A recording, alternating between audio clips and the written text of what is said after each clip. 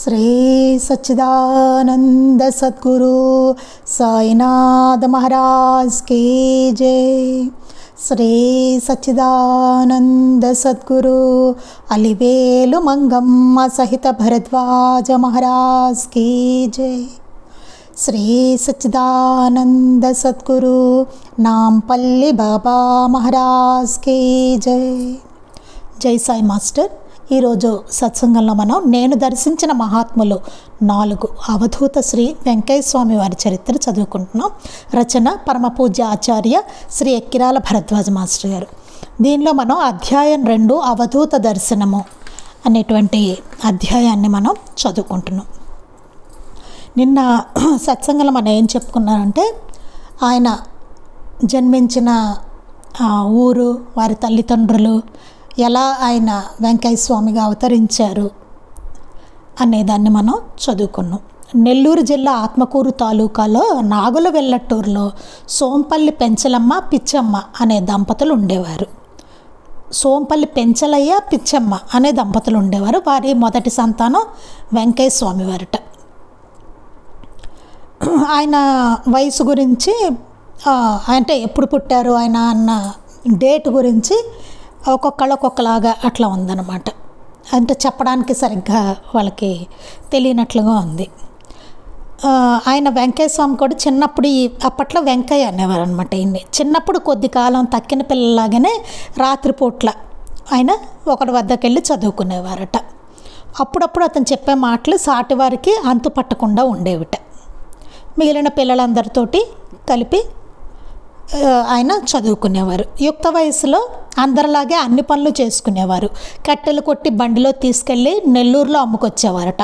ఆకులతో దున్నెలు చేసి అమ్మేవారట. పొలం పనులకు వెళ్ళినా కూలికి వెళ్ళినా ఎంతో కష్టపడి పనిచేసేవారట. అలా సంపాదించిన గింజలు ఇంట్లో ఇచ్చేసేవారట. ఆయన దున్నిన చోట నాగలిచాలులో ఒకవైపు కోడిగుడ్డు పెట్టి మరొక వైపు నుండి చూస్తే కనిపించేటంత చక్కగా ఉండేదట. అసలు అంత బాగా దున్నేవారట. అంటే పని ఎంతో పర్ఫెక్ట్గా చేసేవారు అనమాట. అంటే బాబాకి మనకు లీలామృతంలో ఉంటుంది కదా, ఆయన ఎట్లా చేసేవారు గత జన్మల్లో నూళ్ళు ఉడికేవాడిని ఇవన్నీ చెప్తారు కదా ఆయన. అట్లా మహాత్ములు ఆ పని చేస్తే అంత పర్ఫెక్ట్గా అంత శ్రద్ధగా వాళ్ళు చేస్తారు. ఎవ్వరూ చేయలేనంత, మిగతా వాళ్ళు ఎవరు చేయలేరు అంత శ్రద్ధగా అంత నైపుణ్యంతో అంత చక్కగా చేస్తారనమాట. అలాగే మనం చివటం అమ్మగారి చరిత్ర మాల పిచ్చమ్మ గారి గురించి కూడా చెప్పుకోవడం జరిగిందనమాట. వారు కూడా అంత చక్కగా పనిచేసేవారు ఏ పని అయినా సరే అని చెప్పి. ఇంకా ఆయన ఒకసారి ఆయనకి 20 సంవత్సరాల పుట్ట, ఆయనకి 20 సంవత్సరాలు అప్పుడు ఏమైందిట, ఒకసారి తీవ్రమైన జ్వరంతో వారం రోజుల పైగా ఆయన అన్నం తినకుండా మంచంలో ఉన్నారట. ఒకరోజు తల్లిదండ్రులతో మన ఇంట్లో వేలం వేయబోతున్నారు, మీరెక్కడ ఉంటారు అన్నారట వెంకయ్య. నిజానికి అలాంటి పరిస్థితి లేట వాళ్ళకి. అతనికి ఏదో పైత్యం కమ్మిందని తెలిసి చికిత్సలు చేయించారట. ఏమడిగినా అని తప్ప మరేమీ మాట్లాడేవారు కాట. చివరికి ఆయనకి దెయ్యం పట్టిందని తెలిసి ఎన్నో కొత్త వైద్యాలు చేయించారట. ఒక నెల తర్వాత చాకల యోగం, జక్కల యోగం, మంగళ యోగం అని అరుస్తూ ఊరంతటా పరిగెత్తి 2-3 రోజులు ఏకాంతంగా గడిపి ఎప్పుడో ఆయనకి తోచినప్పుడు ఇంటికి వచ్చేవారు. ఒకప్పుడు ఇంట్లో కట్టివేస్తే అన్నము నీళ్లు అడగకుండా కూర్చోవడంతో ఆయనని స్వేచ్ఛగా వదిలివేశారు. ఇంకా ఆయనేమో కట్టేసేవారనమాట. ఇంట్లో కట్టేస్తే అన్నం నీళ్లు తీసుకునేవారు కట్ట. ఇంకా అసలే తినట్లేదని చెప్పి ఇంకా స్వేచ్ఛగా వదిలేశారట ఆయన్ని. అలా 1 సంవత్సరం గడిచిందిట. గ్రామస్తులంతా ఆయన్ని పిచ్చి వెంకయ్య అని వ్యవహరించని ఆరంభించారట. ఇంకేం చేశారు, ఆయనకి పిచ్చెక్కింది అన్నట్లు అనుకుని పిచ్చి వెంకయ్య అనేవారట ఆయన్ని. ఈ దశలో జరిగిన ఒక సన్నివేశం గురించి ఒకప్పుడు స్వామి స్వయంగా నారాయణయ్య అనే సేవకునితో ఇలా చెప్పారు. స్వామి అప్పుడు ఆ స్టేజ్లో ఆ టైంలో ఒక సన్నివేశం జరిగిందిట. అదేంటన్నది స్వామి నారాయణయ్య అనే భక్తుడితోటి ఆయనే స్వయంగా చెప్పారట. అదేంటన్నది మనం ఇవాళ చదువుకుందాం. నేను అక్కడి వరకు చెప్పుకున్నాం. ఇవాళ మనం ఆ సన్నివేశం ఏంటి, ఏం చెప్పారు వెంకయ్య స్వామి వారు ఆ నారాయణయ్యతోటి అనేదాన్ని మనం ఇప్పుడు చదువుకుందాం. నాకు 19-20 సంవత్సరాల వయసులో స్వామి చెప్తున్నారనమాట. నాకు 19-20 సంవత్సరముల వయసులో ఒకరోజు పాము నా కాలిపై కాటేసి పడగ విప్పి నా ఎదుట నిలిచింది. ఆయనకు 19-20 సంవత్సరాలు ఉంటాయట. ఆ వయసులో ఒక పాము ఆయన కాలు మీద కాటు వేసి పడగ విప్పి ఆయన ఎదురుగుండా నిలిచింట. దాన్ని మళ్ళీ కర్రతో కొట్టబోయాను. నేను కర్ర తీసుకుని దాన్ని కొట్టబోయాను. కానీ అది కరిచేసింది కదా అని కొట్టి మాత్రం లాభం ఏమిటని ఆలోచించి ఇంటికి వచ్చేసాను. ఇప్పుడు దాన్ని కొట్టడం ఎందుకు, అది కరిచేసింది ఆల్రెడీ, ఇంకా దాన్ని కొట్టడం ఎందుకు అని ఆలోచించి ఇంకా దాన్ని కొట్టకుండా ఇంటికి వచ్చేసారట. కానీ నాకు విషం ఎక్కలేదు. అది కరిచింది కానీ పాము, ఆయనకి విషమే ఎక్కలేదట. మామూలుగా భోజనం చేసి నిద్రపోయాను. అంతే, ఆయన ఇంటికి వచ్చారు, భోజనం చేశారు, మామూలుగానే నిద్రపోయారట. ఆయనకేం విషం ఎక్కల, ఏమవలట ఆయనకి.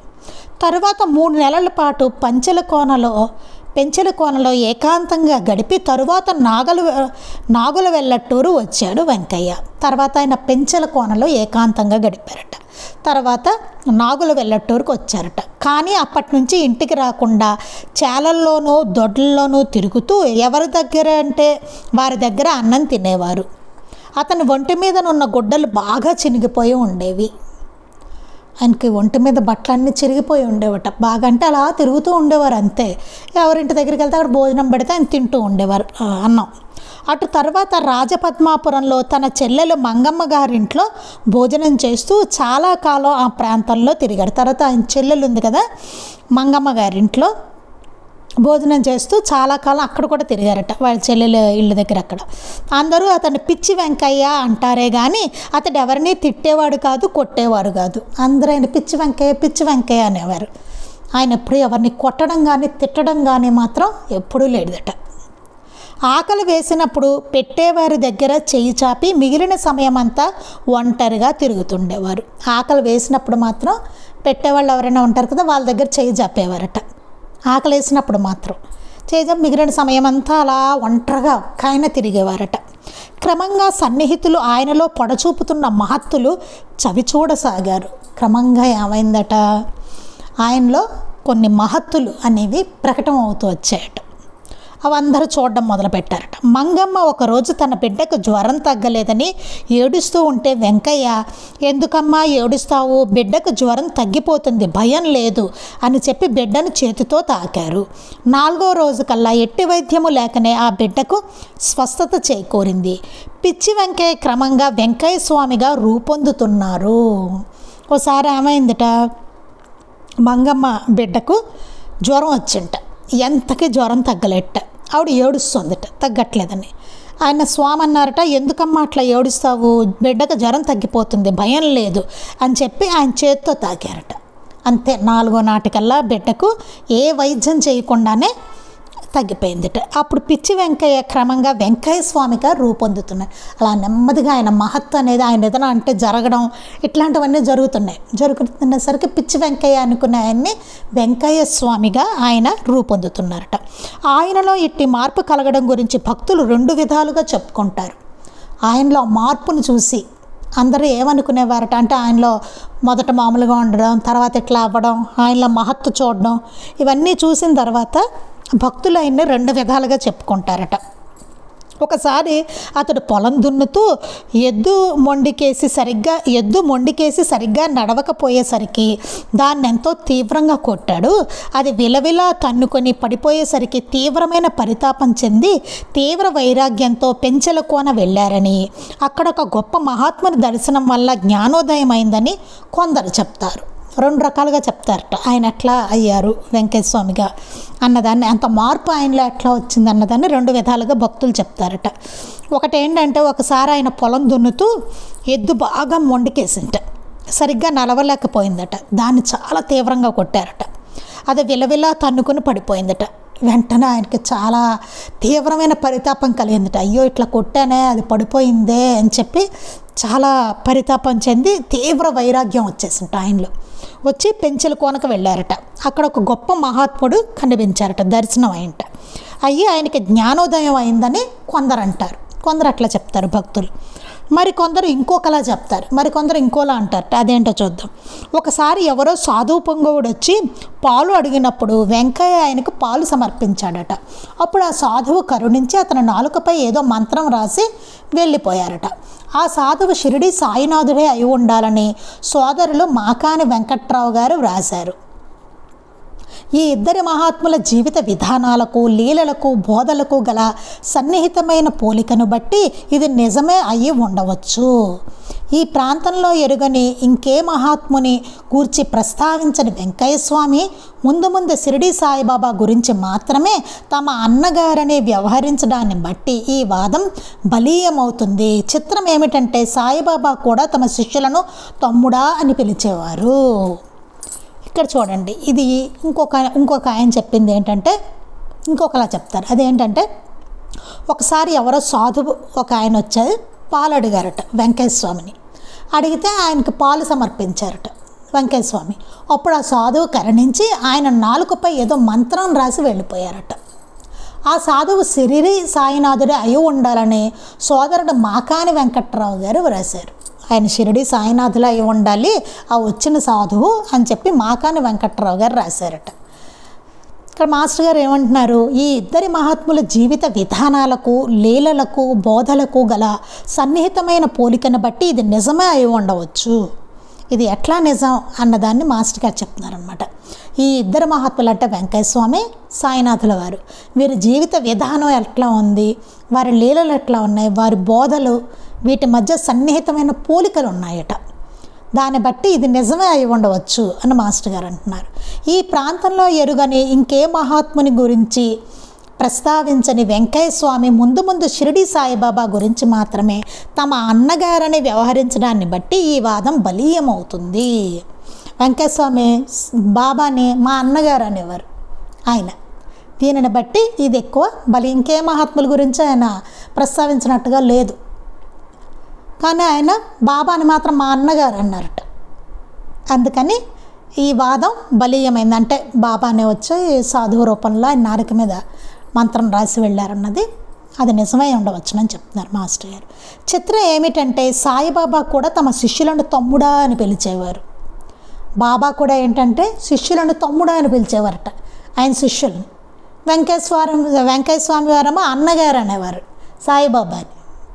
అందువల్ల ఈ వాదన బలీయంగా ఉంది, ఇది జరిగి ఉండవచ్చును అంటున్నారు మాస్టర్ గారు. ఇక్కడ వెంకయ్య హృదయంలో జ్ఞానజ్యోతి వెలిగింది. అది గుర్తించక ఇంటిలోని వారు అతన్ని పిచ్చి కుదరడానికి పెండి ప్రయత్నం చెయ్యబోతే ఇల్లు విడిచి పెంచెల కోనకు వెళ్ళిపోయాడని కొందరు అంటారు. కొందరు ఏమంటారట, వెంకయ్య స్వామి హృదయంలో జ్ఞానజ్యోతి వెలిగింది, అది గుర్తించలేదు ఇంట్లోని వాళ్ళు, ఆయనకి పెళ్లి చేద్దామని పెళ్లి ప్రయత్నాలు చేసేసరికి ఆయన ఇల్లు విడిచి పెంచెల కోనకు వెళ్ళిపోయారు అంటారట. పెంచెల కోనకు వెళ్ళి అక్కడ ఒక రాత్రి చీకట్లో దారి తెలియక వెంకయ్య అటు ఇటు తిరుగుతుంటే ఒక జంగందేవర వచ్చి అతనిని క్షణకాలంలో మనోవేగంతో దేవస్థానం వద్దకు తీసుకెళ్ళాడట. తరువాత అక్కడ అతడు ఒక బిలంలో ప్రవేశించి అక్కడ తపస్సు చేసుకుంటున్న మహనీయులందరినో దర్శించారట. వారిలో కణ్వ మహర్షి కూడా ఉన్నారట. అక్కడ 101 మంది సాధువులను దర్శించి 3.5 రోజులు సేవించారట. 4వ రోజు వెంకయ్య స్వామికి స్పృహ వచ్చేసరికి ఆయన మద్రాసు హైకోర్టు మెట్ల మీద ఉన్నారట. ఈ వివరాలు స్వామిని కొంతకాలం సన్నిహితంగా సేవించిన సోదరుల మాకాని వెంకట్రావు గారు సేకరించి రాశారు. ఇంకొకటి ఏంటంటే మాకాని వెంకట్రావు గారు సేకరించి రాసిన ఒక విషయం ఇక్కడ చెప్తున్నారనమాట. ఇది ఏమైందంట, పెంచెల కోనకు వెళ్ళి అక్కడ ఒక రాత్రి చీకట్ట దారి తెలియలేట. ఆయనకి తెలియక ఆయన అటు ఇటు తిరుగుతున్నారట. స్వామి తిరుగుతుంటే ఒక జంగందేవర వచ్చి ఆయన క్షణకాలంలో దేవస్థానం మనోవేగంతో అనమాట దేవస్థానం వద్దకు తీసుకెళ్లారట. తరువాత అక్కడ ఒక బిలంలో ప్రవేశించారట. అక్కడ తపస్సు చేసుకుంటున్న మహనీయులందరూ ఆయన దర్శించారట. అక్కడ చాలామంది తపస్సు చేసుకుంటున్నారట మహనీయులు, వాళ్ళందరినీ దర్శించుకున్నారట. వారిలో కణ్వ మహర్షి కూడా ఉన్నారట. అక్కడ 101 మంది సాధువులను దర్శించారట. 101 మంది సాధువులు అక్కడ ఉన్నారట. 3.5 రోజులు వాళ్ళందరినీ సేవించారట ఆయన. 4వ రోజు వెంకయ్య స్వామికి స్పృహ వచ్చింట. వచ్చేసరికి ఆయన మద్రాసు హైకోర్టు మెట్ల మీద ఉన్నారట. ఆయన స్పృహ వచ్చేసరికి మద్రాసు హైకోర్టు మెట్ల మీద ఉన్నారట ఆయన. ఈ వివరాలు స్వామిని కొంతకాలం సన్నిహితంగా సేవించిన సోదరుడు మాకాని వెంకట్రావు గారు సేకరించి రాశారు. సాధకుడు తను ఆశ్రయించిన సద్గురువు యొక్క ఆదేశాన్ని అనుసరించి అనేక మంది మహాత్ములను దర్శించడం సాయి సాంప్రదాయం, దత్తాత్రేయ సాంప్రదాయం కూడానని ఉపోద్ఘాతంలో గమనించాము. ఎందుకు మరి అంతమందిని వాళ్ళ మహాత్ముల్ని సాధువుల్ని ఆయన ఎందుకు సేవించుకున్నారు అంటే, సాధకుడు తాను ఆశ్రయించిన సద్గురువు యొక్క ఆదేశాన్ని అనుసరించి, ఆ సద్గురువు యొక్క ఆదేశం బట్టే అనేక మంది మహాత్ములను దర్శించడం అనేది బాబా సాంప్రదాయం, దత్త సాంప్రదాయం. అది అక్కడ వెంకయ్య స్వామి వేరుశనగ పప్పు మాత్రమే తింటూ కొంతకాలము నుండి ఊళ్ళు తిరుగుతూ దుత్తలూరు, నర్రవాడ గ్రామాల మీదుగా కోటి తీర్థం, పెన్నబద్వేల ప్రాంతం చేరారు. ఆయన తర్వాతటండి పర్యటించారట, కొన్ని ప్రాంతాలకు వెళ్ళారట. అప్పుడు వేరుశనగ పప్పు మాత్రమే తింటూ ఉన్నారట. పై రెండు కథలలో ఏది నిజమైనా సన్నిహితులైన భక్తులు చెప్పే వివరాలను బట్టి చూస్తే ఆయనకు ఒక సద్గురువు లభించి ఉండాలని, వారి అనుగ్రహంతోనే పిచ్చి వెంకయ్య స్వామిగా రూపొంది ఉండాలని తోస్తుంది. ఏదేమైనా ఎన్ని చెప్పుకున్నా సరే ఆయన గురించి ఇట్లా జరిగింది అట్లా జరిగిందని ఎన్ని చెప్పుకున్నా సరే ఒక విషయం మాత్రం యథార్థం. అదేంటంటే ఆయన ఒక సద్గురువు ఆయనకి లభించి ఉంటారు.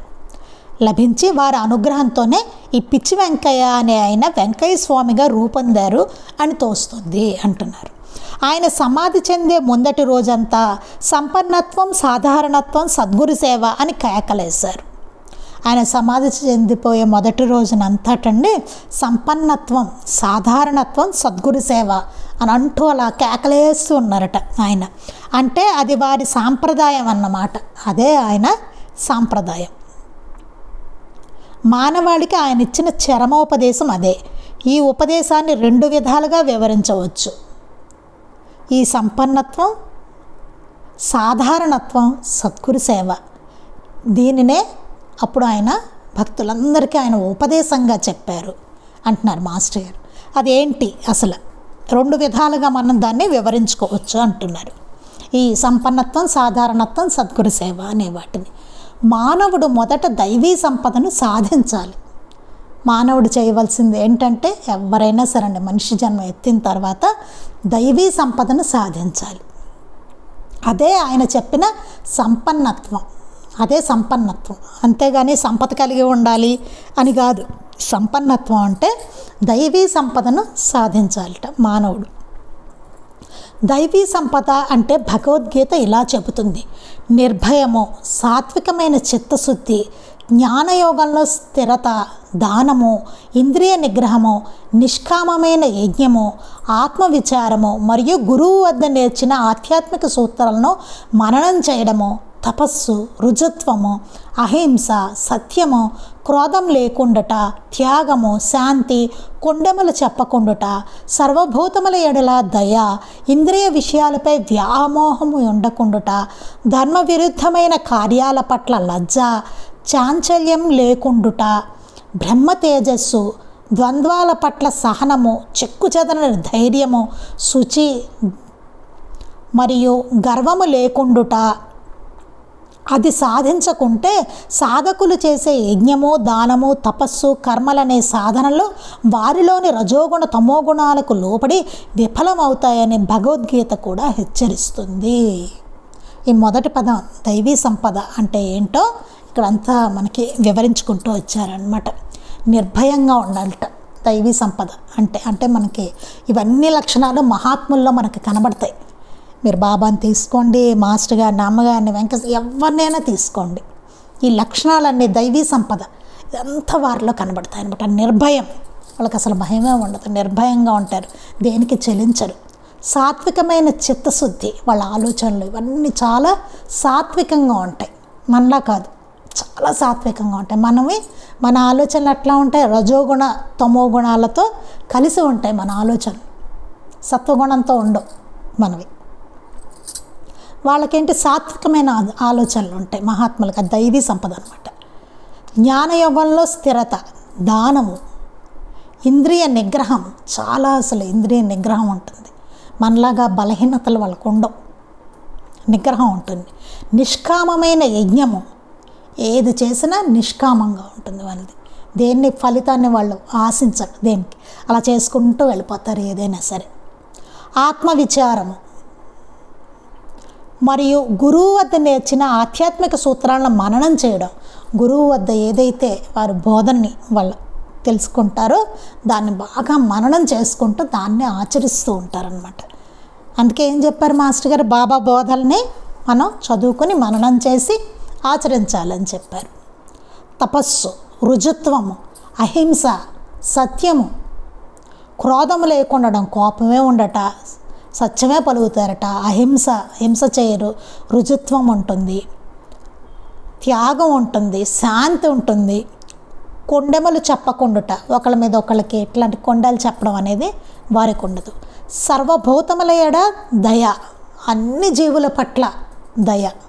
ఒక మనిషి అంటే మనిషి పట్ల అట్లా కాదు, సర్వభూతముల ఎడ వారికి దయ ఉంటుంది, అన్ని జీవుల పట్ల దయ ఉంటుంది వారికి. ఇంద్రియ విషయాలపై వ్యామోహము ఉండకుండుట, ఇంద్రియ విషయాల మీద వాళ్ళ దేని మీద వ్యామోహం ఉండదు, ఇది కావాలి అది కావాలి అట్లాగా ఇట్లాగా. మనం చూడండి ఇదే ఎక్కువ ఉంటుంది మనకి, ఇంద్రియ విషయాల మీద వ్యామోహం ఎక్కువ ఉంటుంది, ఇది కావాలి అది కావాలి, ఎక్కడ మన స్థిమితం ఉండదు. చూడండి మనసు ఇదంతా ఎందుకు కలుగుతుంది మనకు, ఆ స్థిమితం లేని తనం, ఇది కావాలి అది కావాలన్న వ్యామోహం, ఆ వ్యామోహం వల్ల మనకు కలుగుతూ ఉంటుంది అనమాట కోరికలు. అవన్నీ వారికి ఉండవు మహాత్ములకి. ధర్మవిరుద్ధమైన కార్యాల పట్ల లజ్జ, ధర్మవిరుద్ధమైన కార్యాలంటే అధర్మమైన పనులు వాటి పట్ల వాళ్ళకి లజ్జ, సిగ్గుగా ఉంటుంది. వాటిని దరిచేరరు వారు, అలాంటి వాటిని అసలు దగ్గరికే వెళ్ళరు వాళ్ళు. చాంచల్యం లేకుండాట, మనకు చంచలంగా ఉంటాం మన మనసు ఎప్పుడు ఒకలా ఉండదు, ఒక రుజు మార్గంలో వెళ్ళడం అనే దానికి ఉండదు, చంచలంగా ఉంటుంది. ఎలా కావాలంటే అట్లా మోల్డ్ అయిపోతూ ఉంటుంది, అది చేసుకుంటాం మనం అట్లాగే. అట్లా ఉండకుండా చాంచల్యం అనేది వారికి ఉండదు, బ్రహ్మ తేజస్సు ఉంటుంట వారిలో. ద్వంద్వాల పట్ల సహనము, మనకెట్లా ఉంటుందండి, ఇది వేరు అది వేరు, ఇవన్నీ వేరుగా చూస్తాం మనం. వారిలో ఆ ఏకత్వం కనబడుతూ ఉంటుందన్నమాట ఎప్పుడు. చెక్కు చెదరని ధైర్యం, చెక్కు చెదరని ధైర్యం ఉంటుంది వారికి. శుచి మరియు గర్వము లేకుండాట, గర్వం ఉండదు. శుచి అంటే ఇక్కడ ఏమనుకుంటాం మనం, బాహ్యంగా శుచి అనుకుంటాం కదా, కాదు, అంతరంగంలో శుచి, ఎంతో శుచిగా ఉంటుంది మనసు, వారి మనసు చాలా శుచిగా ఉంటుంది. మన మనసు శుచిగా ఉంటే శరీరం కూడా శుచిగానే ఉంటుంది. మెయిన్ మనసు శుచిగా ఉండాలి. మనమేమో శరీరం మాత్రం రుద్దుకుంటాం శుచిగా పెట్టుకుందామని, కానీ మనసు అశుచితో ఉంటుంది మన మనసు. కానీ మహాత్ముల్లో చూస్తే శుచి అయిన మనసు వారికి ఉంటుంది. మరియు గర్వం లేకుండాట, గర్వం అనేదే ఉండదు. మరి ఏ స్టేజ్కి వెళ్ళినివ్వండి సాధనలో వారికి అసలు గర్వం అనేదే ఉండదు. అది సాధించకుంటే సాధకులు చేసే యజ్ఞము, దానము, తపస్సు, కర్మలనే సాధనలో వారిలోని రజోగుణ తమోగుణాలకు లోబడి విఫలమవుతాయని భగవద్గీత కూడా హెచ్చరిస్తుంది. ఇవన్నీ సాధించాలంటే అంటే దైవీ సంపద కలిగి ఉండాలి. ఇవన్నీ లేవనుకోండి, వాళ్ళు యజ్ఞం చేసినా, దానం చేసినా, తపస్సు చేసినా, ఏ కర్మని చేసినా వాడు చేసే సాధనలన్నీ రజోగుణ తమోగుణాలకు లోబడి అన్నీ విఫలం అవుతాయటండి. అవేం ఫలించవు, ఎన్ని చేసినా ఫలించవు. యజ్ఞం చేసినా, యాగం చేసినా, ఏం చేసినా ఫలించవట. ఎందుకంటే అవన్నీ రజోగుణ తమోగుణాలకు లోబడి ఉంటాయి, సత్వప్రధానంగా ఉండవు.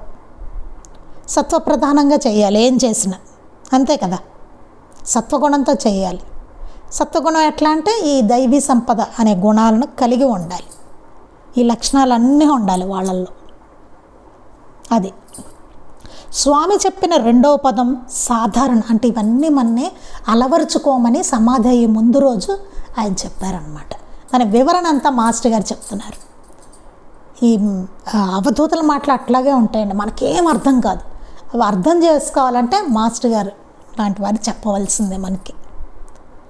ఆయన ఏమన్నారు, సంపన్నత్వం, సాధారణత్వం, సద్గురు సేవ అని అరుస్తూ ఉన్నారట ఆ మూడు ఆయన సమాధి చెందే ముందు రోజు. రెండోది ఏంటంటే సాధారణత్వం, అంటే దైవీ సంపద సాధించాక సాధకుడు అందుకు గర్వించకూడదు. ఇప్పుడు దైవీ సంపద లక్షణాలన్నీ చెప్పుకున్నాం కదా, అది సాధకుడు సాధించాడు అనుకోండి, సాధించిన తర్వాత ఆయన వారు గర్వించకూడదట. గర్వం అనేది ఉండకూడదు. ఇవన్నీ సాధించిన తర్వాత ముందు ఇవన్నీ సాధించాలి. సంపన్నత్వం అంటే దైవీ సంపద సాధించాలి. ఆ పై చెప్పుకున్న మనం గుణాలన్నీ సాధించిన తర్వాత అది అబ్బా నాకు వచ్చే ఇవన్నీ అనేటువంటి గర్వం ఉండకూడదు అంటున్నారు. లోకం దృష్టిలో సంపన్నత్వం కావచ్చు కానీ అతనికి అది సాధారణం అవ్వాలి. లోకం దృష్టి ఆయన ఇంత సాధించాడు అని వాళ్ళందరూ అంటారు. అది సంపన్నత్వం కావచ్చు లోకం దృష్టిలో, కానీ అది సాధారణత్వం అవ్వాలి. కానీ ఆ సాధకుడికి మాత్రం సాధారణంగా ఉండాలి. అది గర్వించకూడదు. నాకు ఇన్ని లక్షణాలు ఉన్నాయి ఇట్లాంటిది కాదు. బయట అనుకుంటారు ఆయన గొప్పవాడు, ఇంత సాధన చేశారు, ఆయనకి ఎంత ఉందని. మనం చెప్పుకోకూడదు. అంటే సాధకుడు, మనం అంటే సాధకుడు ఇక్కడ నేను అంటున్నది, సాధకుడు మాత్రం చెప్పుకోకూడదట. అట్లా చెప్పుకోకూడదంటే సాధారణంగా ఉండాలి. అట్లాంటి ఉద్దేశాన్ని రాకూడదు. గర్వించడం అనేది రాకూడదు మనసులో. నేను గొప్పవాడిని, నేను ఎన్ని సాధించాను, ఇట్లాంటివి రాకూడదు. అంటే అతడు లోకం దృష్టిలో అతి సాధారణంగా జీవించాలి, కానీ లోకం దృష్టిలో సాధారణంగా ఉండాలట. ఇప్పుడు బాబాని చూడండి, ఆయనకి ఎంతో ఉంది. అసలు ప్రకృతి శక్తులను ఆదేశించేటువంటి ఇది ఉంది ఆయనకి, అంతే కదా. ఆయన అట్లా ఉన్నారు, ఒక పిచ్చి ఫకీరుగా ఉన్నారు. ఆయన ఏ రోజు గర్వించలేదే. ఆయన పోనీ ఆయన చెప్పుకున్నారా నాకు ఇంత శక్తులు ఉన్నాయి అనేసి? ఏం లేదు. ఎంత సాధారణంగా ఉన్నారు ఆయన, మామూలుగా ఉండేవారు. మాస్టర్ గారిని చూడండి, మీరు ఏ మహాత్ములైనా చూడండి, వారు గొప్పగా చెప్పుకోవడం అనేది అసలు ఉండదు. మామూలు సాధారణంగా ఉంటారు, చాలా మామూలుగా ఉంటారు. ఆ చేసిన లీలలు కూడా కొంతమంది ఎరగలేరు, గుర్తించలేరు. అట్లా ఉంటుంది వారిది. లోకం దృష్టిలో సంపన్నత్వం కావచ్చు కానీ అతనికి అది సాధారణం అవ్వాలి. ఆయనకు సాధారణమే. మాస్టర్ గారిని చూడండి, ఎంత ఆయనలో అసలు ఈ దైవీ సంపద గుణాలన్నీ ఉన్నాయి. అందరూ అనుకునేవారు మాస్టర్ గారు ఇట్లా ఆయనలో ఇది ఉంది అది ఉంది అనేసి. కానీ మాస్టర్ గారు చాలా సాధారణంగా ఉండేవారు. ఆయన మాత్రం, ఎందుకంటే వారికి అది సాధారణం కాబట్టి, వారికి అది సాధారణం. అందుకని అవి తెచ్చిపెట్టుకునేవి కాదు. అందుకే చూడండి, కృష్ణ పరమాత్మ అంతకుముందు కూడా చెప్పాను, ఈ శంఖ చక్రాలు ఇవన్నీ తెచ్చుకున్నావు కాదు, నాకు అవన్నీ సహజంగా వచ్చాయని చెప్పారు ఆయన. అంటే ఏంటి? సాధారణత్వం ఆయనకు వచ్చాయి అంతే, తెచ్చిపెట్టుకున్నావు కాదు. అట్లా అంటే అతడు లోకం దృష్టిలో అతి సాధారణంగా జీవించాలి, కానీ లోకం దృష్టిలో మాత్రం సాధారణంగానే ఉంటారు వారు. అంత గొప్పవారైన బాబా ఎట్లా ఉన్నారు? ఆయన జీవిత విధానం అంతా మనం చూసాం కదా. ఒక పాడుబడిపోయిన మసీదులో ఉన్నారు, అవునా? ఆయన డ్రెస్ ఎట్లా ఉందో తెలుసు మనకి. ఆ మసీదు ఎట్లా ఉండే, ఏమైనా రాజభవనం అది? ఎంత గుంటలు, ఎంత లోతు గుంటలు ఉండేవి, పాడుబడిపోయిన మసీదు. అందులో ఉన్నారు ఆయన. ఏమైనా పరుపులు ఉన్నాయా? ఏమీ లేదు. ఆ నేల మీదే పడుకోడు, కటిక నేల. ఏమైనా పోనీ సామాన్లు పెద్ద ఉన్నాయా ఆయనకి? అవేమీ లేవు కదా. ఒక రేకు డబ్బా ఉండేది, ఓ జోలే, అంతే. దీపాలు వెలిగించుకుంటూ ఉండేవాళ్ళు మసీదులో.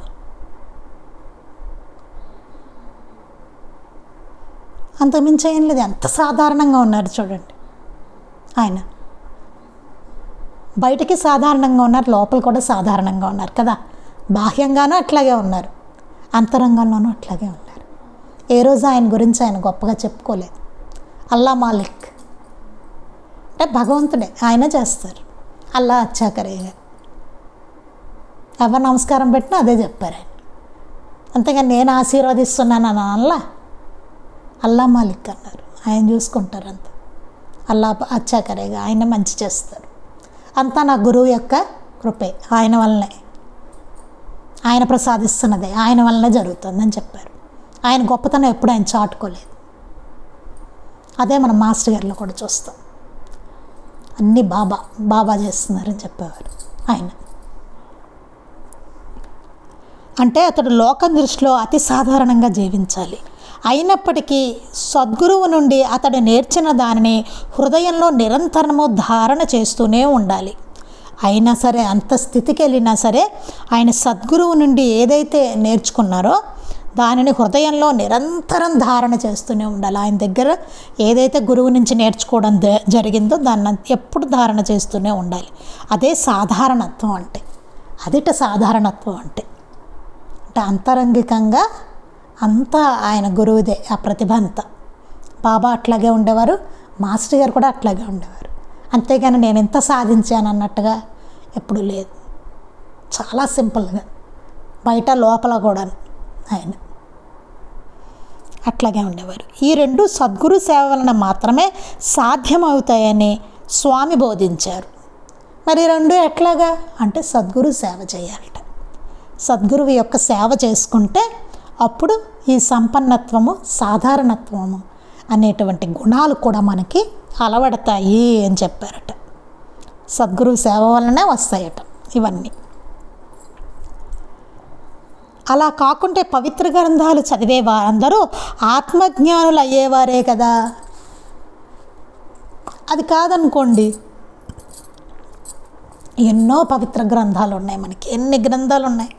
అవన్నీ చదివేసిన ప్రతి వాళ్ళు ఆత్మజ్ఞానులు అయిపోయేవారు. ఆ చదివిన ప్రతివాడు మహాత్ముడు అయిపోయేవాడు. అంతే కదా. నేను ఇప్పుడు కూర్చునిదే చదివేస్తున్నాను అనుకోండి ఇన్ని గ్రంథాలు, నేనేమన్నా మహాత్ములు అయిపోతానా? అవ్వం మనం. అట్లా అవ్వరు, చదివేసుకుంటే అయిపోరు. సద్గురు సేవట. సద్గురు సేవ చేస్తే అప్పుడు అంటే ఎలా చేయాలో అట్లాగా మనకి నచ్చినప్పుడు, మనకి ఇష్టమైనప్పుడు సేవ చేయడం కాదు. సేవ అంటే ఏంటో తెలుసుకొని భక్తితో, శ్రద్ధతో, నిజంగా శిష్యులుగా, భక్తులుగా, దాసులుగా సేవ చేయాలి. చేస్తే అప్పుడు ఏమవుతుందట, దైవీ సంపద వస్తుంది, సాధారణత్వం వస్తుంది. అంటే సంపన్నత్వం, సాధారణత్వం అనే గుణాలు వస్తాయి. లేకపోతే ఏముంది, అందరూ బుక్స్ చదివేసుకుంటున్న వాళ్ళే. ఎంత గ్రంథాలు చదివిన వాళ్ళు ఉన్నారండి, వాళ్ళందరూ ఏ మహాత్ములు అవ్వడం లేదా? అందరూ అయిపోవాలి కదా, చదువుకుంటున్న ప్రతి వాళ్ళు అయిపోవాలి కదా. ఎన్ని గ్రంథాల గ్రంథ పాండిత్యమే మిగులుతుంది అప్పుడు. ఎందులో ఏముందో చెప్పగలరు, కానీ అనుభవం లేదు వాళ్ళకి. అనుభవం ఉండదు, చెప్పగలరు బాగా. మాస్టర్ గారు దీనికే చెప్తారు, భగవద్గీతట కృష్ణుడు కూడా చెప్పలేనంత అంత బాగా చెప్పగలరటండి చదువుకున్నవాళ్ళు, భగవద్గీత అధ్యయనం చేసిన వాళ్ళు, చెప్పేవాళ్ళు. కానీ ఆయనకు ఉన్నది వీళ్ళకి లేనిదేంటి? ఆయన విశ్వరూప సందర్శనం ఇచ్చారు. వీళ్ళు ఇవ్వగలరా? నేను ఎన్ని గ్రంథాలైనా చదవచ్చునుగాక కదా, భగవద్గీత కూడా చెప్పేయచ్చునుగాక చాలా బాగా. కానీ విశ్వరూప సందర్శనం ఇవ్వగలమా? ఆయన ఇచ్చినట్టు, కృష్ణ పరమాత్మ ఇచ్చినట్టు ఇవ్వలేం. బాగా చదువుకొని చెప్పినంత మాత్రాన అదేం గొప్పతనం కాదు. అందరూ ఆత్మజ్ఞానులు కాదు, అది గుర్తుపెట్టుకోవాలి. బాగా చదువుకున్నారు, బాగా చెప్పడం వచ్చు, అంతే, అంతవరకే. వాళ్ళు ఏం సద్గురువులు కాదు, మహాత్ములు కాదు, అవ్వరు. అలా అవ్వరని చెప్తున్నారు. ఆత్మజ్ఞానం అనేది అట్లా జరగదు. చెప్పారు ఎట్లా కలుగుతుంది అన్నది. సద్గురువు సేవ, దాంతో దైవీ సంపద అంటే సంపన్నత్వం రావాలి. తర్వాత సాధారణత్వం, ఈ రెండు రావాలట. అవి ఈ రెండు ఎట్లా వస్తాయంటే సద్గురు సేవ చేయాలని చెప్పారు. ఆ సేవ కూడా ఎట్లా చేసుకోవాలన్నది ఉంటుంది. మళ్ళీ ఎలా పడితే అట్లా మనలా కాదు. ఇలా చేస్తే సేవ చేసే వాళ్ళందరూ మహాత్ములు అయిపోవచ్చు కదా, కాదు. ఆ సేవ చేయడానికి ఒకటి ఉంది మళ్ళీ దానికి.